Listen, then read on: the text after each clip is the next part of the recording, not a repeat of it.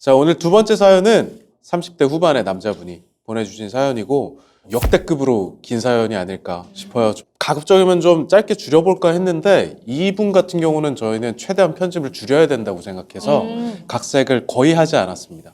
그래서 제가 대신 읽어드리도록 하겠습니다. 안녕하세요. 30대 후반 남자입니다. 몇 년 전만 해도 행복한 미래만을 꿈꿨는데 이렇게 이혼 이후의 삶을 고민하게 될 줄은 몰랐습니다. 이미 이혼은 피할 수 없는 상황이 되었기 때문에 사연을 보내는 것이 의미가 있을지 모르겠지만 주변에 이야기할 사람이 없어 답답한 마음에 사연 보내봅니다. 아내와는 2017년 가을에 만났습니다. 당시 제가 담당하던 프로젝트의 홍보물을 만들며 프리랜서 디자이너였던 아내를 알게 되었고 첫 미팅 자리에서 반해버렸습니다.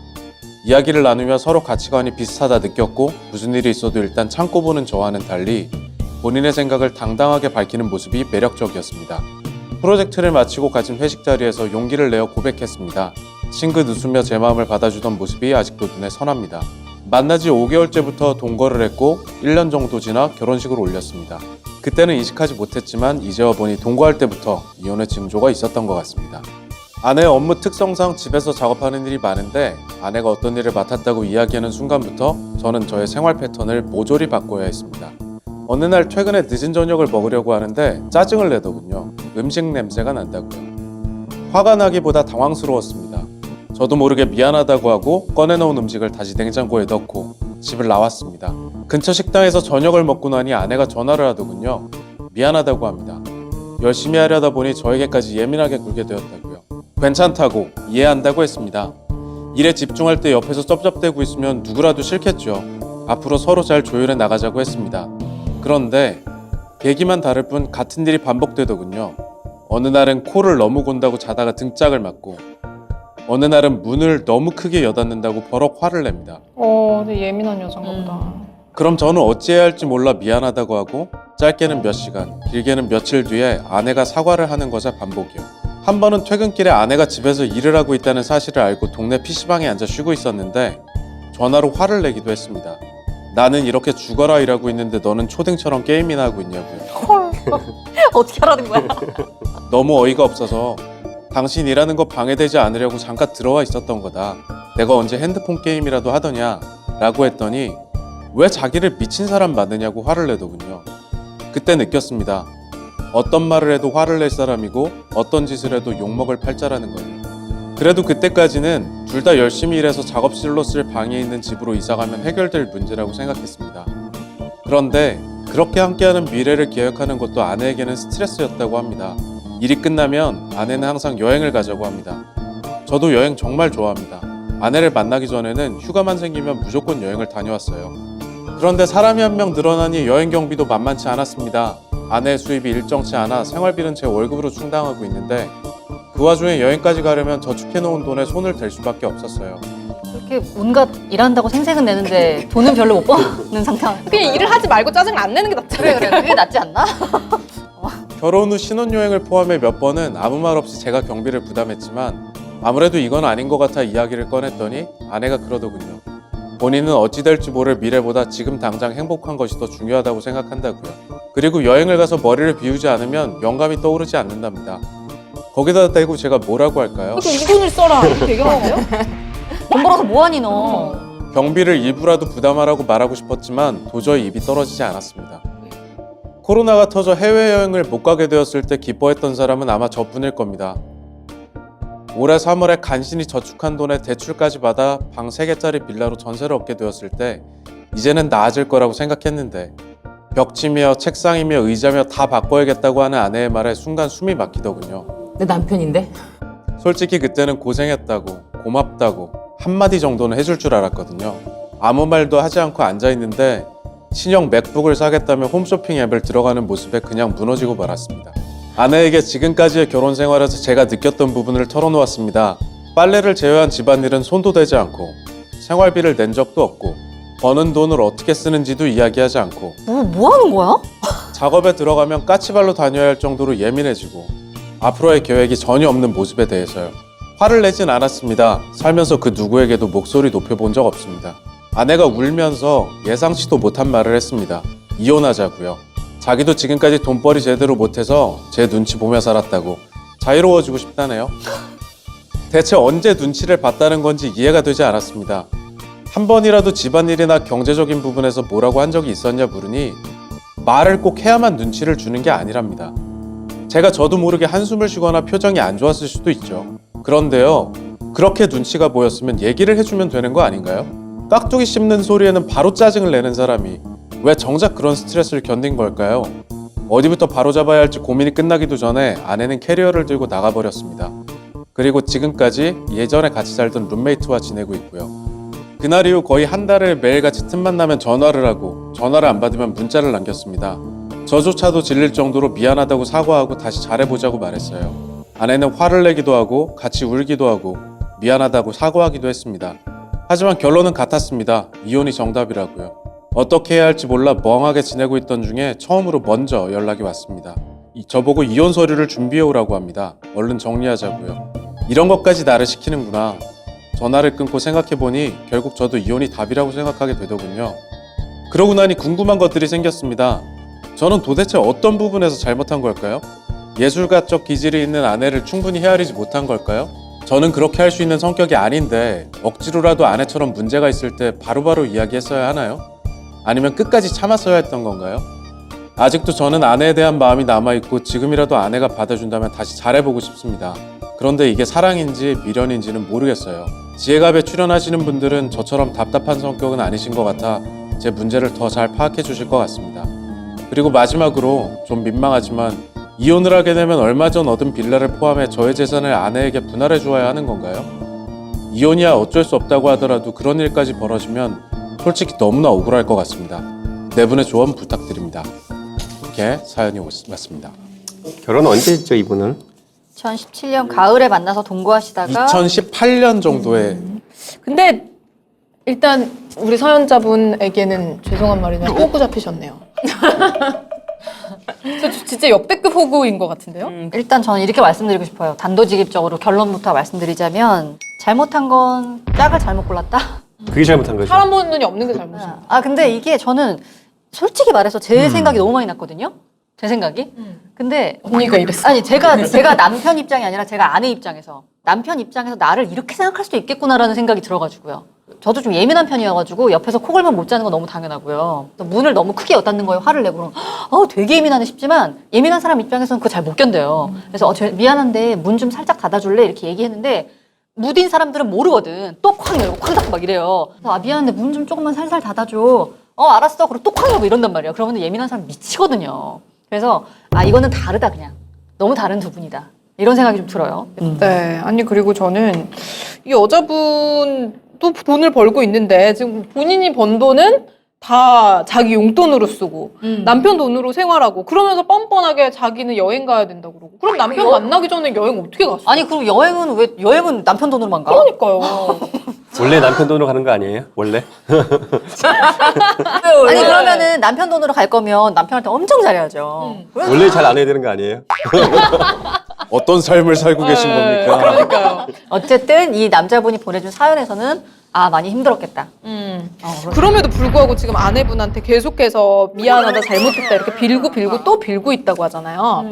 그러면은 이 여자분은 제가 이제 여자 입장에서 내가 이제 그냥 나왔는데 남자가 쌩하고 같이 쌩하고 그냥 뭐 이렇게 연락도 안 하고 뭐 이렇게 하면은 내가 너무 심했나 이런 생각을 하게 돼요. 근데 내가 나와버렸는데 남자가 미안해 내가 잘못할게 내가 앞으로 너한테 다 맞출게 막 이러면은 그래 지금 얘 잘못했지 나는 그동안 잘못한 게 없어 이렇게 막 더 기고만장해져요. 그리고 이렇게 해서 만약에 아내가 집에 다시 들어오잖아요. 그럼 전보다 훨씬 더 예민하게 굴 거고 전보다 훨씬 더 남편분한테 희생을 요구하는 게 많아질 거예요. 왜냐면 나는 너를 용서해준 사람이기 때문에. 그러니까 너가 나한테 배로 잘해. 이런 마인드가 장착이 될 수밖에 없기 때문에 지금이라도 그냥 아내분에게 나도 이제 그만할게. 그럼 너를 놔주겠다라는 사인을 좀 보내시는 게 좋을 것 같아요. 왜냐면 지금 이 상황이라면은 이 아내분이 이혼을 했을 때 본인이 얻을 수 있는 게 하나도 없어요. 네. 그리고 지금 마지막에 얘기를 하시긴 했지만 이혼을 하게 되면 얼마 전 얻은 빌라를 포함해 저희 재산을 분할해줘야 되나요?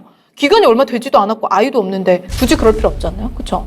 그리고 지금 아내가 먼저 집을 나간 거잖아요. 그치. 네. 그리고 아내가 이혼해달라고 하고 있고. 어떤가요? 재산 분할을 해줘야 되나요? 해줄 필요 없는 거죠 일단. 일단 이 부부 재산, 부부 공동 재산이라고 하는데요. 부부 공동 재산의 형성에 유지 기여가 이 재산 분할의 비율을 나누거든요. 네. 그래서 지금 아내분은 거기 유지하거나 기여한 바가 없고, 그리고 이 남자분이 만약에 이 소송으로 간다면 생활비라든지 모든 거를 일체 내가 부담을 했다. 그래서 그런 지출적인 면이 내가 훨씬 더 부담이 됐던 부분, 이 아내분이 그렇게 살림을 안 했잖아요. 원칙적으로는 가사노동을 전혀 하지 않았던 아내라도 조금은 그 사람이 이혼 후의 삶에 대해서 좀 책임을 질 수 있도록 부양에 대한 그런 요소를 좀 고려해서 재산 분할을 하거든요.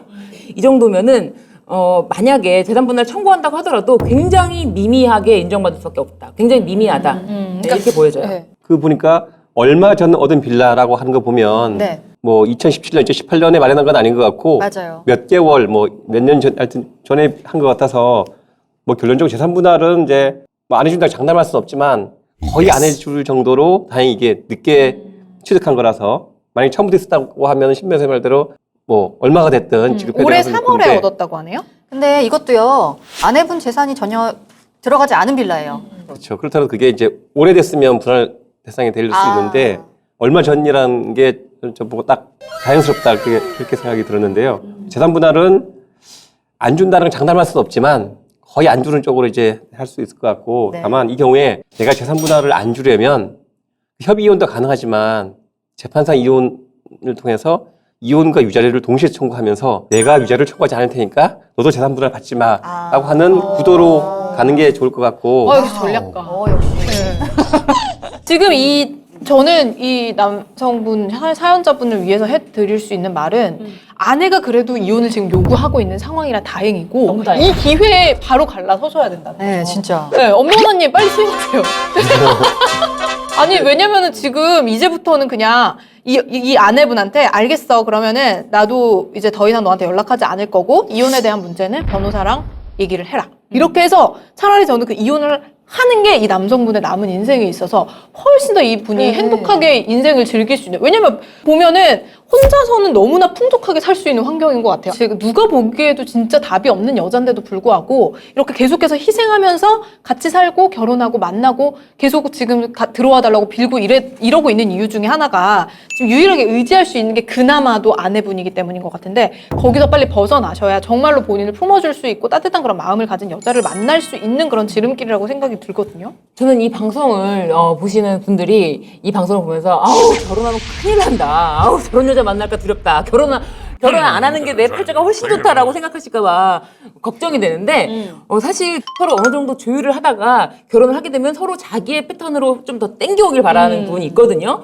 제 친구도 결혼하기 전에는 이제 등산을 좋아하는 사람과 결혼을 해야겠다라고 마음을 먹고 이제 만나는 남자마다 등산을 계속 같이 했어요. 그래서 가장 산을 좋아하고 가장 나와 함께 평생을 등산이라는 취미를 할 수 있는 남자를 만나야지라고 해서 그 사람은 막 새벽 3시에 일어나서 같이 산행을 가자 할 정도로 등산에 열심이었던 사람이었거든요. 그래서 신혼여행도 산으로 갔어요. 정말. 근데 그게 마지막. 얘 인생의 그 남자와 등산은 그게 마지막이었어요. 뭐요? 결혼하고 이제 안 가는 거지. 사실은 정말 등산이 정말 싫었는데 정말 여기 죽기보다 싫었는데 이 여자를 기쁘게 하는 게 이거라면 사실 뭐 크게 어려운 일이 아니지 않느냐. 그 여행 장소만 여기로 가면 되는 거고 그리고 사실 여자가 뭐 고급 호텔, 5성급 호텔 이런 걸 원하는 게 아니라 산에만 같이 가면 새벽에 일어나 산에만 같이 가면 만족하는 여자니까 사귀기도 더 쉬웠던 거야. 그래서 근데 그 인생의 등산의 마지막이 신혼여행 등산이었어요. 그래서 이제 앞으로 내 친구는 어떻게 살아야 될까 이제 이 남은 인생을 어떻게 채워야 되나 고민을 했는데 등산한 남자 만나야 되나? 아니 마침 다행인 게 내 친구가 목 디스크가 왔어. 아, 등산을 못 해요. 산에 못 다녀. 천생연분. 이제 됐어. 남편이 속을 없어 기뻐했던 거예요. 그러니까 애가 산을 못 다녀. 인생이란 계속 서로 변해가면서 이렇게 됐다가 저렇게 됐다가 그러면서 또 서로 간에 마음만 있다면 이 상황이라는 게 바뀌기 때문에 한 가지가 뭐 이런 게 너무 안 맞아서 결혼을 절대 하면 안 돼라고 생각하는 건 나는 아니다. 근데 이 남자분과 이 여자분은 이혼하시는 게 너무나 당연해요. 다른 사람을 만나기 위해서 이번에 실패했잖아? 그러니까 다른 사람을 만나야 돼. 진짜 애가 없는 게 너무 천만다행이에요. 이번에 이거는 아니다 싶으면은 다음에 다른 선택을 할 때는 참고할 수가 있잖아요. 얼마나 그래서 좋아. 지금 이제 신주진 변호사님이 그 친구분 등산 얘기를 해주셨잖아요. 그래서 다행히 친구분이 목 디스크가 와서 또 이렇게 어울렁더울렁 맞춰 산다라고 했는데 제가 되게 드리고 싶은 말씀이 그거예요. 이 여자분이 예민할 수 있죠. 그리고 남자분은 이렇게 받아주는 성격일 수 있죠. 근데 이게 두 분이 맞춰 살 거였잖아요. 그럼 예를 들어서 어느 날은 코를 넘어간다고 자다 등짝을 맞고 남자 입장에서는 자다가 갑자기 등짝 스매싱을 당해서 뭐야 이러니까 코를 왜 이렇게 골아 하지만 여자 입장에서는 자기야 코 넘어가라 이걸 30번 하다가 아유 이랬을 수 있단 말이야. 그럼 남자 입장에서 그러면 내가 잘 때 코를 고는 걸 몰랐고 네가 잠을 잘 못 자니까 우리가 잘 때는 각방을 쓰자. 그래 그럼 그렇게 하자. 이렇게 합의가 되는 사람이 있고요. 그러니까. 등짝을 스매싱을 하고 야 우리 좀 따로 자자 그랬는데 부부가 잠을 같이 자야지 안 되는 사람이 있단 말이야. 맞아. 안 되면 못 살거든. 맞아. 둘이 안 되시는 거야 이런 게. 그래서 이분과 헤어짐을 통해서 또 새로운 사람을 만날 수 있는 기회가 생긴다고 하니까 저는 오히려 이분 되게 축복해드리고 싶네요. 인생이 이렇게 잘 풀릴 수가 있나? 살아보고 싶은 여자 살아봤잖아. 이렇게 예민한 여자 난 안 맞는구나. 그렇지. 다음에 만날 일이 없지 이런 여자를. 그렇죠. 이 인생 정말 축복해드리고 싶네요. 저는 그 말이 되게 의미 있다고 생각을 하더라고요. 그 결혼이라는 거는 내가 외로울 때 하는 게 아니라 맞아. 내가 내 옆에 아무도 없어도 괜찮을 때 하는 게 결혼이다. 왜냐면 내가 외로우면 그 사람의 단점 자체를 안 보게 되잖아요. 그래서 저 이제 주변에 이제 슬슬 하나 둘 결혼에 대해서 조금 후회를 하는 친구들이 나오기 시작합니다. 아무리 뭐 고른다고 해도 뭐 완벽한 사람을 찾을 수는 없겠지만 내가 외로워서 하는 결혼은 그 끝은 파국일 수밖에 없다. 맞아. 이거를 좀 기억을 하셨으면 좋겠고 다음번에 결혼을 하게 되시면은 그런 부분에 대해서 좀 더 신중하셨으면 좋겠다. 이 말씀 좀 꼭 드리고 싶어요. 네. 역시 브레인.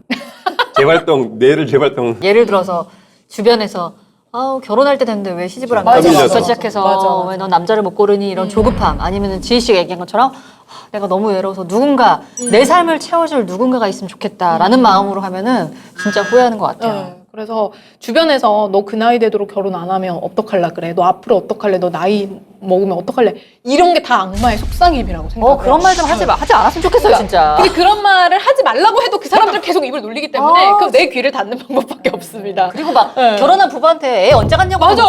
묻지 마세요. 자기들이 키워줄 거야? 애 낳으면 알아서 뭐 해. 출산 장려금이라도 주면서 얘기를 하세요. 또 억울했어. 이번 일을 기회로 굉장히 이제 다른 여자 만날 때 그런 것도 있지만 자기 본연의 자신의 기질에 대해서 좀 깨달을 필요가 있다. 맞아요. 본연 자신은 굉장히 호구 기질이 있다. 맞아. 이걸 맞아. 깨달아야 돼. 나도 호구다. 난 호구야. 난 호구 기질이 있구나. 그렇기 때문에 그 호구가 안 되는 방법에 대해서 좀 더 연구를 해보면서 한편 난 이분에게 동갑이라든지 약간 이렇게 연상 한 살이라도 그런 분을 좀 추천해드리고 싶어요. 동갑이라든지 연상이 한 좀 살 약간 여유 이 사람들이 있는. 나이가 좀 있기 때문에 왜냐면은 이 사람이 이런 상황에서 자기가 책임감도 있지 착해 호구야 그러니까 한참 어린 나이 차이 나는 여자 만나면 또 이렇게 살아 더 힘들게 살아 그래서 내가 봤을 때는 너무 나이 차이가 지지 않는 자기를 좀 이해해 줄 수 있는 여자 그리고 좀 편안하게 해주는 여자 그런 여자를 만났으면 좋겠다. 그래요. 아니 그리고 이런 성향의 남자든 이런 성향의 여자든 누구를 사랑하게 되면은 의무감에 막 엄마처럼 자기가 굳이 해주지 않아도 되는 것까지 막 해주는 사람들이 있어. 저도 연애 초반에 좀 그랬거든요. 처음에 연애할 때. 근데 중간에 이제 그거를 깨닫고 연애를 하고 뭐 누구를 사랑을 해도 일단 나를 먼저 생각해야 되겠다라는 맞아요. 거를 저는 이제 되게 늦게 깨달은 편인데 이 남성분 같은 경우에도 아니, 그 정도는 빨리 깨달은 거예요. 그래요?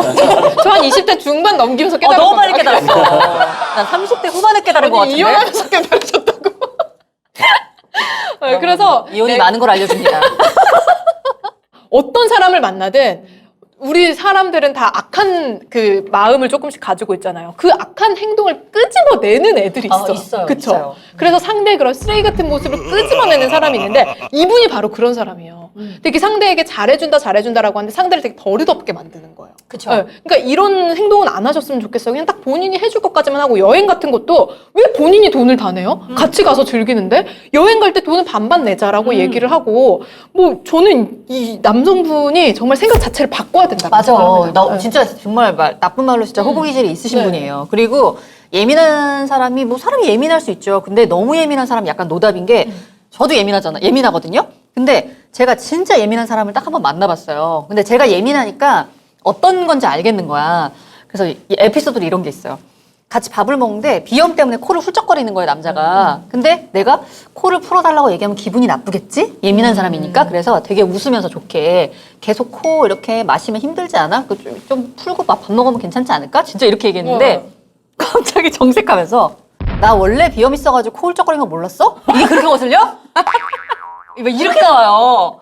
아, 그래서 그때 마음속으로 아, 진짜 예민한 사람은 노답이다라고 생각했는데 되게 놀라웠던 건 또 그 예민했던 분이 나중에 저한테 했던 얘기가 와, 넌 아침에 어떻게 볼 때마다 이렇게 항상 웃고 있니?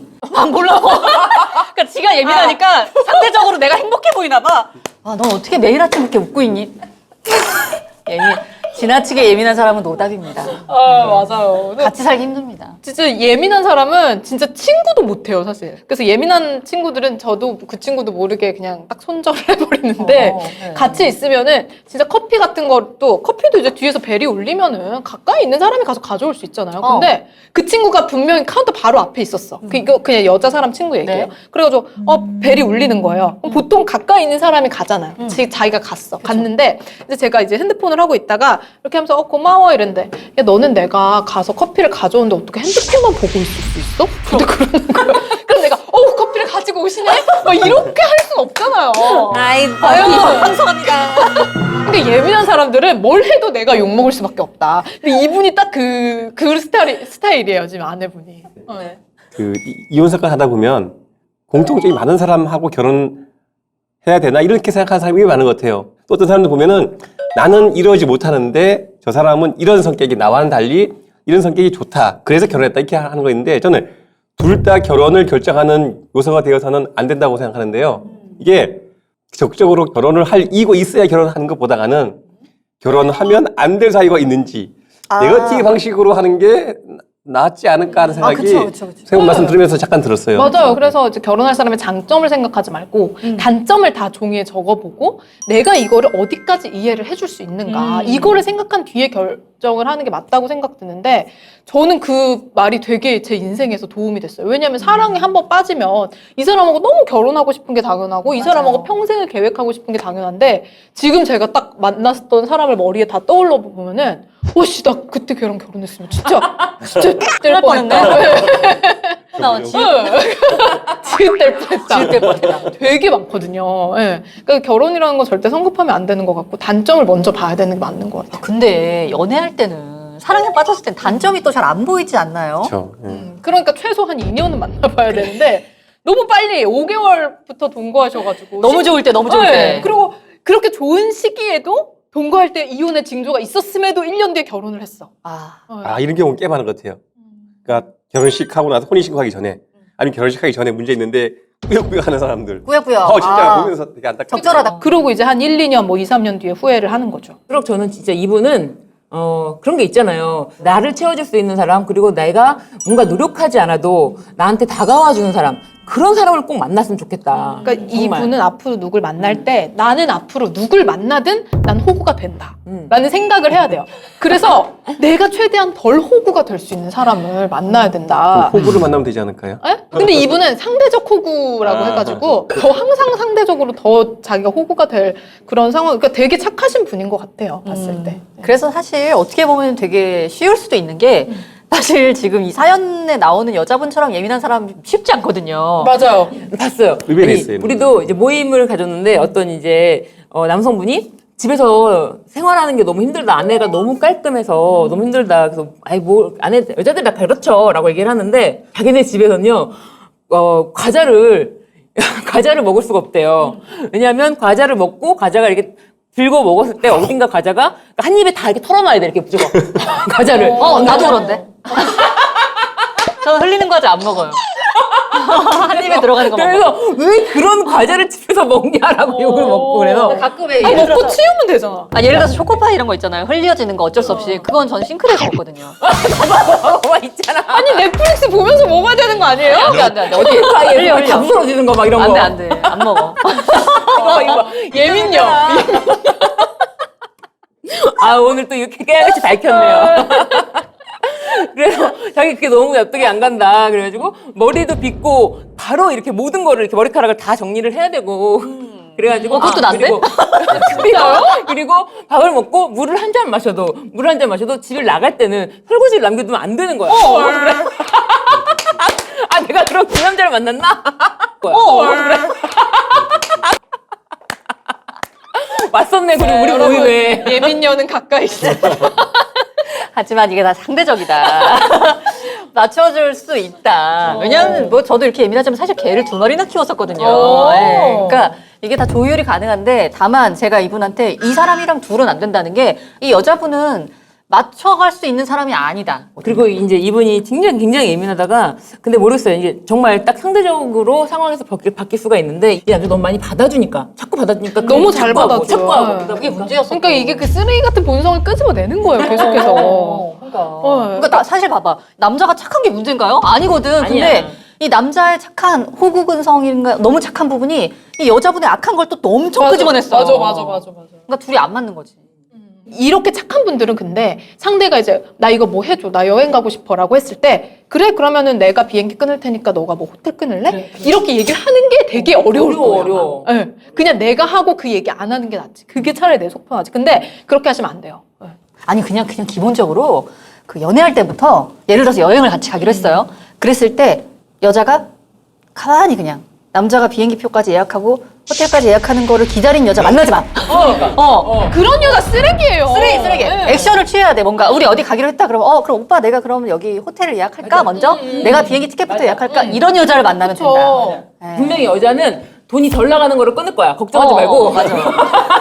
알아서 자기가 조금 덜 손해보는 맞아. 걸로 할 거예요. 분명히 돈이 조금이라도 덜 나가는 쪽으로 어. 끊을 테지만 안 끊으려고 하는 여자는 만나지 마. 그건 진짜 안 된다. 저 진짜 옛날에 만났던 남자는요, 여행 갔다 오면은 엑셀로 여행 내역을 다 뽑아가지고 정확하게 10원 단위까지 1원 단위까지 해서 딱 해서 이거 보내 이렇게 얘기했어요. 그러니까. 그래도 사귀었어요. 그러니까. 사실 근데 저는 그게 전혀 문제라고 생각하지 않았고 사실 이렇게 하는 사람들도 있고 대부분 이렇게 퐁당퐁당 하면서 맞아요. 돈을 내는 게 맞지 남자 혼자 이거를 다 감당한다? 무슨 뭐 고등학생 대학생 사귀는 것도 아닌데 왜 그렇게 해야 돼요? 그래. 같이 돈 버는데. 맞아요. 엑셀로 하는 분들은 이혼 사건 수행하기는 좋습니다. 그동안 너무 정확하게. 지출된. 네네. 자료를 딱 정리해서 본인이 갖고 있어. 저 그래서 진짜 엑셀 잘하는 남자 절대 안 만나요. 아, 그렇습니다. 네.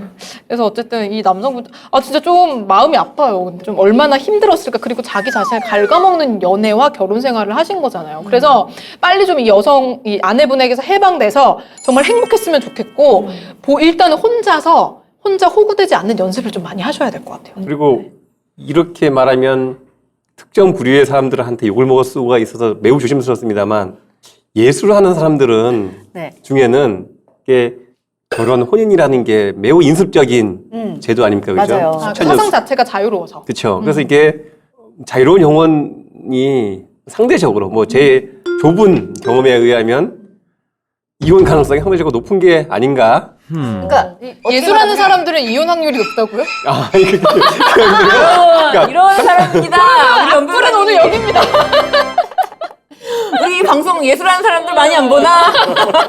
엄 변호사님, 전 사실 지금 거들어드리려고 했는데 얘가 먼저 치고 들어온 거예요. 전 거들어드리려고 했어요.